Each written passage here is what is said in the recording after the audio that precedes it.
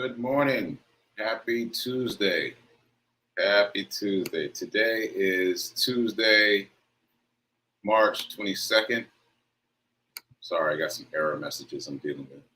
March 22nd. This is the 57th episode of season 3 of the Be Your Own Hero show. HERO is an acronym. It means helping everyone reaps optimism. In other words, helping others helps others. Helping others helps you. It's a reciprocal action. As you help others, you help yourself. And I'm your host. I'm Sekouwrites. I'm a professional creative and the creator of the HERO Ministry movement, which is all about uplifting and inspiring others, specifically the unhoused community, but not exclusively the unhoused community. And this is season 3. Season 3 is all about doing, all about taking action. And shout out to New Thought Media Network for allowing me this platform to talk about my journey of becoming my own hero. Quick disclaimer, I am not a fitness trainer, personal trainer, or a financial advisor, so do your own research, do your own due diligence. And if this show provides any value, please turning the fan off. Please please comment, please share, please do all those good things. Okay, so all that said, usually when you see me here at this point, I am wide awake and energetic, and I am neither of those things today. The reason that I'm usually wide awake and energetic is because I finished my run just recently, but I haven't run today yet. Now, today is Black Men Run Nashville's during the week run. There's two. There's a Tuesday run in the evening and a Saturday run in the morning. And I would like to tell you that it was my plan to run with Black Men Run this evening, but that was not my plan. That is now my backup plan. My plan was to get up this morning as usual and run my 5K before the show, but my body had other ideas. It's interesting how there's been this kind of trickle out effect from all the energy of this past weekend. In other words, I'm still tired, I guess, from all the activities of the weekend. And so, I went to bed earlier last night and got up later this morning. But that does mean that I get to run with Black Men Run later today, which is important because this is about to be a free flow Tuesday. But it's important that I run with them today in the evening because one of the things that threw me off a little bit in Alabama was running later in the day because I'm so used to morning runs. Like that has been 99% of my runs over the last 293 days have been early in the morning.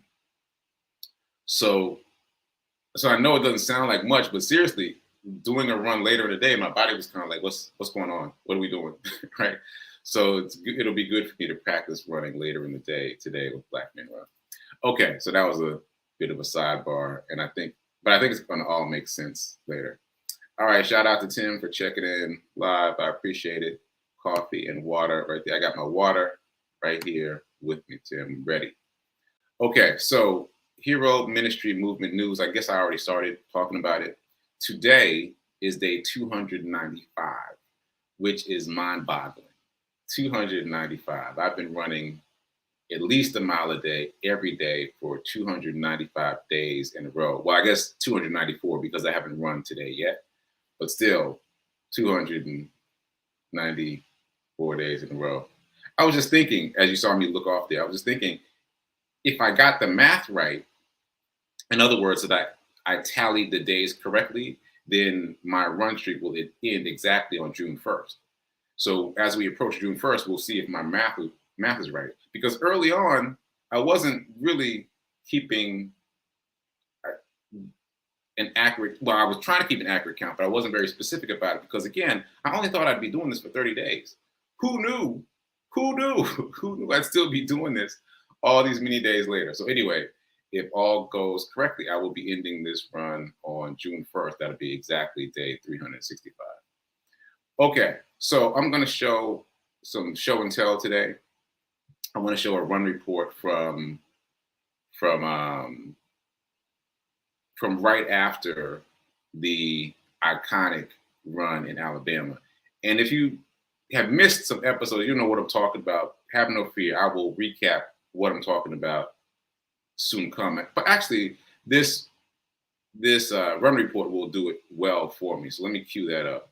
This is a run report the day after I did the Selma to Alabama relay. So what was it, the day after? No, it was the same day, just later in the day. All right, so here we go. Check this out. In-car run report. Trying to get the right light. That's not bad, but it's uncomfortable. Anyway, this is day 292. 292 will go down in history as probably the most epic run report ever, because it was the most epic run ever. This is also the latest I've ever done a run report. It's almost 11 p.m. at night. But what a day. What a day. What a day. I don't even know where to begin. How can I condense this into a small amount of time? So let me just say that today I participated in a 51 mile relay race from Selma, Alabama to Montgomery, Alabama. Yes, this was in homage to Bloody Sunday. And if you don't know what Bloody Sunday is, look it up. But it is the sad culmination of Martin Luther King Jr.'s march to Montgomery, Alabama in 1965. It ended in a very bloody way. So, look that up. But today it was a race that was created in honor of that event and the progress and or lack thereof that's been made since. So epic day. And the relay was 9 legs. Each of the 9 legs had to run multiple miles from Selma to Montgomery, from one city to another city, which was 51 miles. And I was the anchor leg. Here's my bib. It's been beaten up a little bit. I was anchor leg number 9, and text message. And here are my medals, double medals, 2 of 3. Still got one more coming. Medals stacking up just for today. And what else? So many things. And we won. We placed. Our team placed. My leg was the final 3 miles to the finish line. So I was the one that crossed the finish line for the team. So shout out to the team for allowing me that honor to cross the finish line for the team. I hope I did you guys proud. I definitely pushed myself harder than usual. And we got an award coming. We placed. So I'm excited about it. I got to stop talking because it's too much to talk about. There's too much to talk about. Watch my show on Monday because I've got to dedicate my Monday show to this run. So Be Your Own Hero Show, Monday, 9:45 a.m. Eastern Time. Check it out. Later.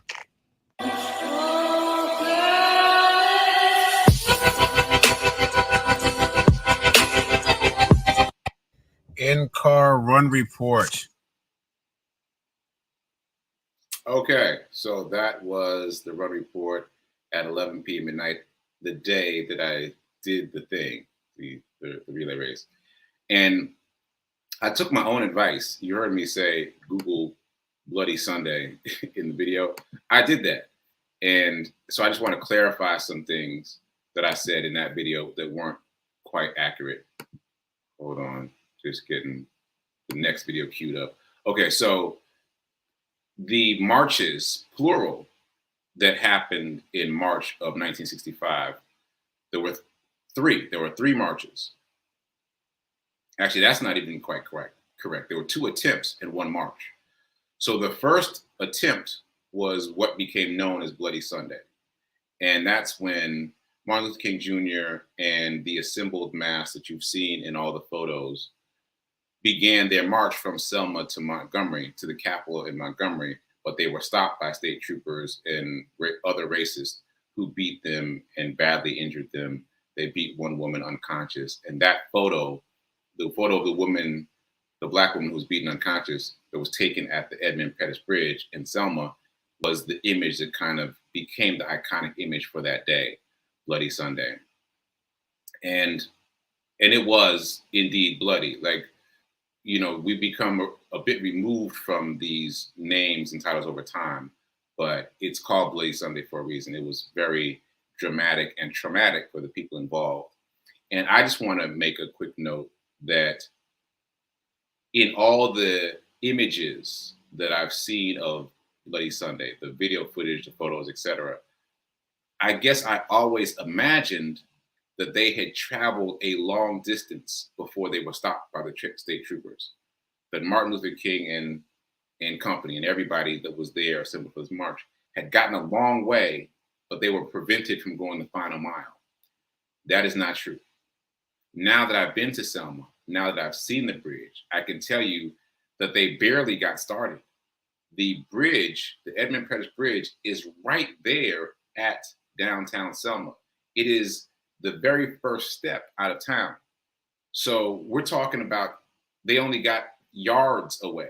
Like it's a few, maybe 100 or so yards, maybe 200 yards up to the top of the bridge, and then another 200 down. They barely got 400 yards outside of town before they were attacked and bludgeoned. And that really struck me at how they didn't get far. So there's that. So again, that was the first attempt. And then they made a subsequent attempt that you saw dramatized in the movie Selma, where Martin Luther King Jr. got a bad feeling and turned back. And it was only the third attempt that made it all the way through to Montgomery, Alabama. So I just wanted to make that clear so that we're all clear about the history of this iconic moment, that there were 2 attempts and 1 full march, and none of them were easy. The first was the hardest of them all, and yet they came back to attempt again, and yet they came back to attempt a third time. So shout out to all of our ancestors for doing that. And I say ancestors, and that's really too strong a word, because shout out to Linda. Linda commented yesterday that she remembers Bloody Sunday from when she was a child, that she watched the footage on television and it changed her perspective about race and racial things. And it's important to note that what I said before, the reason that Bloody Sunday was so significant is because it happened to be covered. There were news crews there, there were photographers there, there was coverage of this event, press coverage of this event. Well, this event to be, this march from Selma to Montgomery. And because the press was already there, they covered these racist acts that had been being perpetuated all along. But this time they were televised, this time there were photos taken, this time there was tangible evidence of it. And that shook up the world and that changed things. And so, shout out to you, Linda, for remembering this incident. And also, that reminds me to add another footnote. I was very excited about this. I don't even know what to call it, this event, but this experience. And I called my dad to talk about it on my drive back. It's about a 4-hour drive back from Montgomery back to Nashville. And he was pretty low key. Well, my dad's not a low key guy. And it took me a while to remember, oh, right, he was there. My father was there at Bloody Sunday. I didn't think about that before I called. But it is very important for us to remember that these things, these huge milestones and iconic moments in terms of race relations in America are not far away. That's just my dad. Like, that's not far away generationally or in terms of time. Like, my dad was there. And so we often think of these things as, they happened so far ago and they don't have the same impact. But no, they are very much still present. And again, the outcome of those marches was the Voting Rights Act, which ended discrimination in voting, allowing Black people to vote. So that was much more than I intended to say about that, but those are things that just came up for me as I was talking about it. So anyway, back to the lecture at hand. I did that race and it was iconic and on so many different levels. And And I've got something more to say about it, as prompted by Rev Melissa. So I think I'm going to say something, and I'm going to play something, and I'm going to say something else. So this is what I wanted to say. When I, hopefully you all saw my show yesterday, and then you also saw Rev Mel's show, Sit with Rev Melissa. At the end of yesterday's show, Sit with Rev Melissa, we talked on the air about my show, this show, and my run. And Rev Melissa kind of pushed me in a different direction in terms of feeling like there's a sermon, there's a message in my story. And I had been reaching for that, but hadn't been able to find it on my own. But her nudge helped me kind of get there. And so I want to retell some of my story with an emphasis on certain things. So obviously, you know the basics, right? Or if you don't, hear the basics. The basics are there was a 51-mile relay race from Selma, Alabama to Montgomery, Alabama. We had 9 legs on our team. Each of those legs was responsible for a certain number of miles. I was the anchor leg to run from the outskirts of Montgomery into the capital. And a lot of things went sideways for me. And that's how it felt to me. But here are some of the meaningful moments, if you will, now that I think about it. So first of all, I was able to say yes. I was not supposed to be running in the race. I was just supposed to be there to drive the runners around, to pick them up. But I was able to say yes when someone called out sick without thinking about it. I even had an inkling that that's why my phone was ringing. I had a download that I might be being called into action, and I was. But I was able to say yes easily, like, yes, I can jump in because I've been doing this run streak for so long, 290 some odd days. And so I didn't have to hesitate. I didn't have to be like, oh, wait, I don't know if I can, right? And look at the universe. Like, I did not know that I would be called into service to run in this relay race when I started on June 1st, 2021.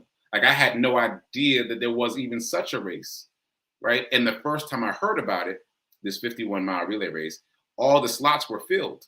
Because when I heard about it, I was like, well, that sounds cool. I'd like to be a part of that. But all the slots were filled.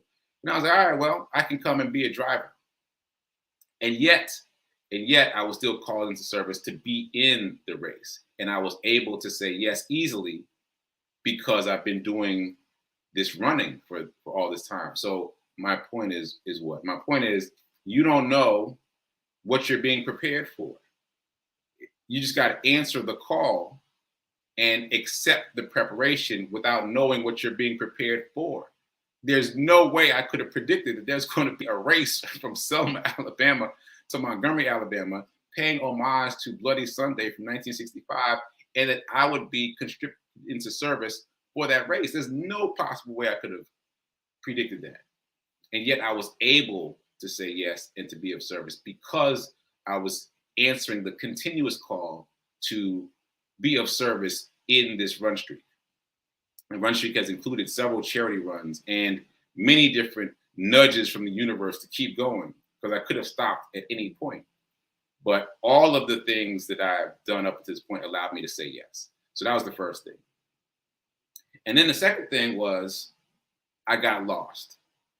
Now, that's my phrasing, but maybe that's not the phrasing I should use at all.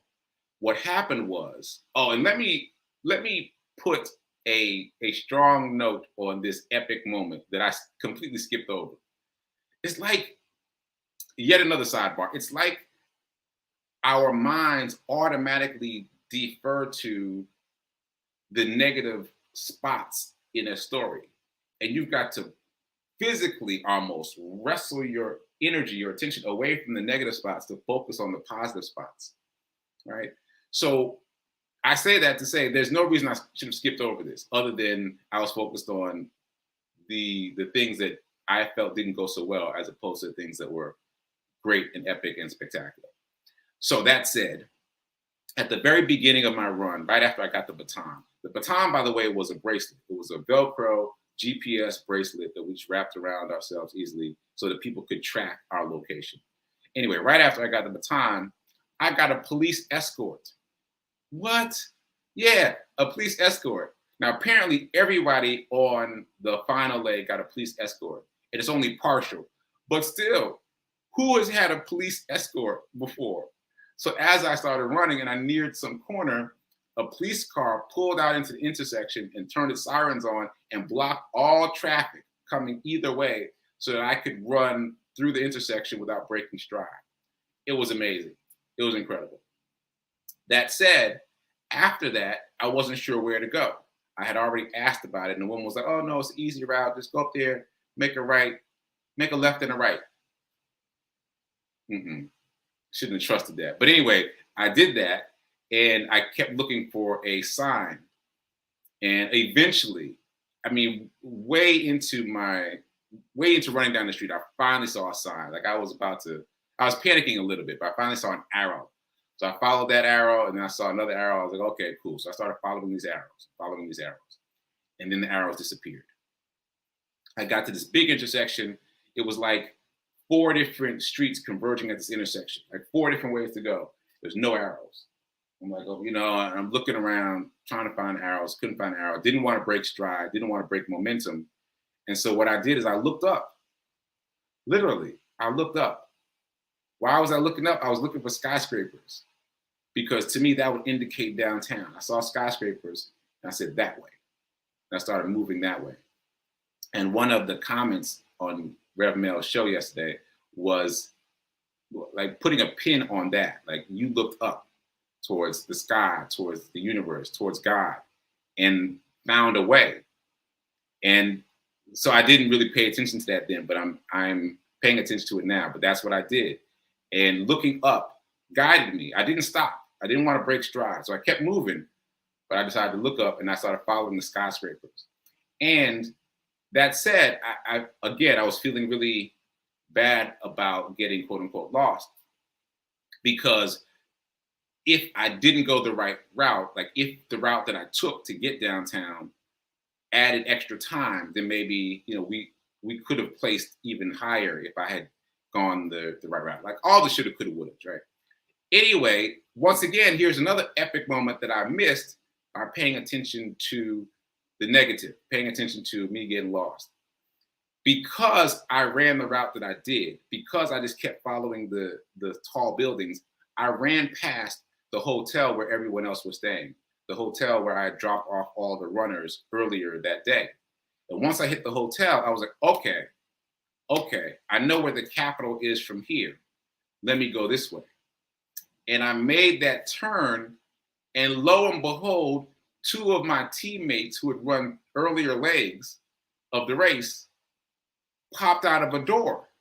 They popped out of a restaurant door, and they're like, "Oh, Sekou!" Oh, now they're banging on the window, like, come on, guys, let's go." And it's all this pomp and energy and circumstance that I missed in the moment. I'm celebrating now, but I missed it in the moment because I was just like, I'm lost. That like my energy was fixated on the negative. But think about how epic that was. And they're all like, yes, we got this. And they're running out into the street and joining me. And gathering everyone. So the plan was for everyone to run across the finish line with me, all 9 of us, the whole team. So they're scrambling to gather themselves, and I'm chugging along, just trying to get to the finish line, And because when the first guy got up to me, again, I was locked into the negative. I was like, I'm lost.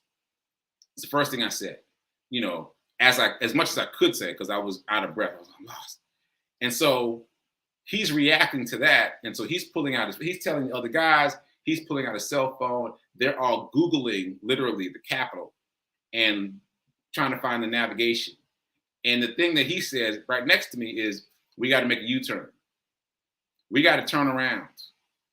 Google is telling us to turn around.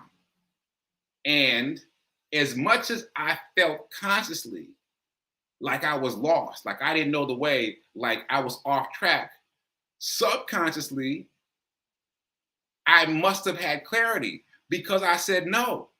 He's telling me, listen, man, I looked it up. Navigation's on my phone telling me we got to make a U-turn. And I was like, no.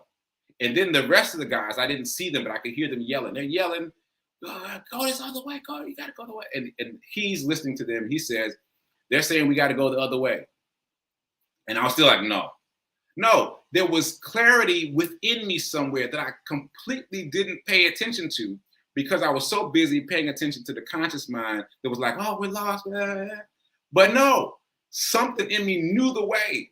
Like I had dropped off one person at the finish line earlier that day, and that was enough for me to know the way, my sense of direction, for me to know that no, we can't make a U-turn. That's not gonna do right.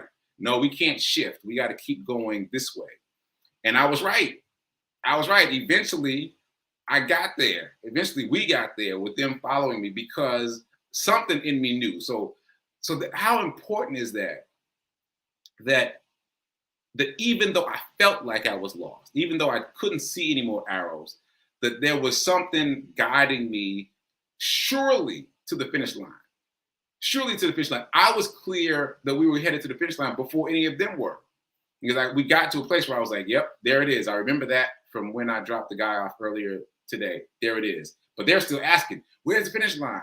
And I'm like, there, like I know. And so it's very important for me to have gleaned that understanding because I spent almost all of the 4 hours back from Montgomery to Nashville trying to get my mind right.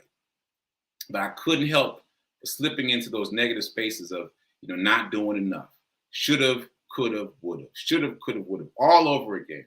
And even then, as I tried to push myself towards thinking about the experience more positively, I didn't get to where I got to today. And so it's important for me that I got there. It's important for me that I got there. I'm grateful to Rev Melissa for even just saying that there's a sermon, that there's a lesson in what I said, which invited me to take a closer look at the story and find these gems.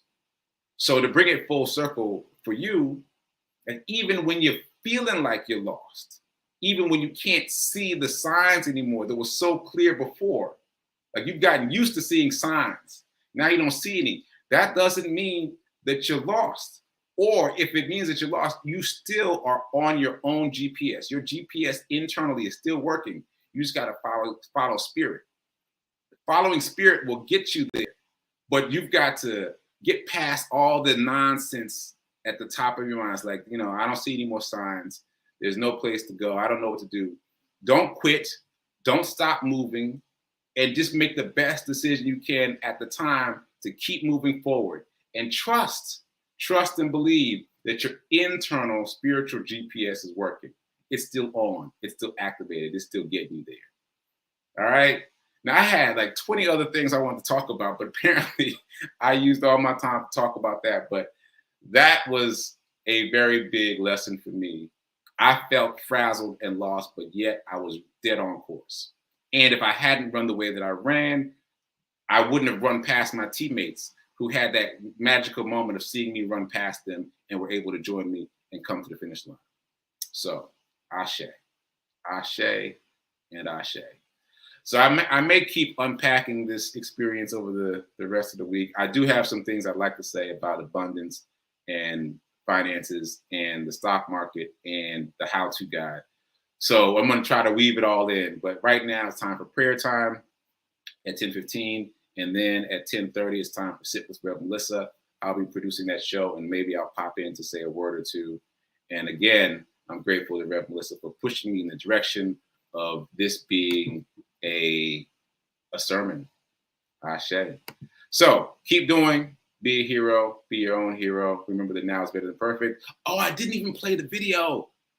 All right, I'll play the video tomorrow. I have a video of me crossing the finish line and then something to say about it. So we'll do that tomorrow. All right, later.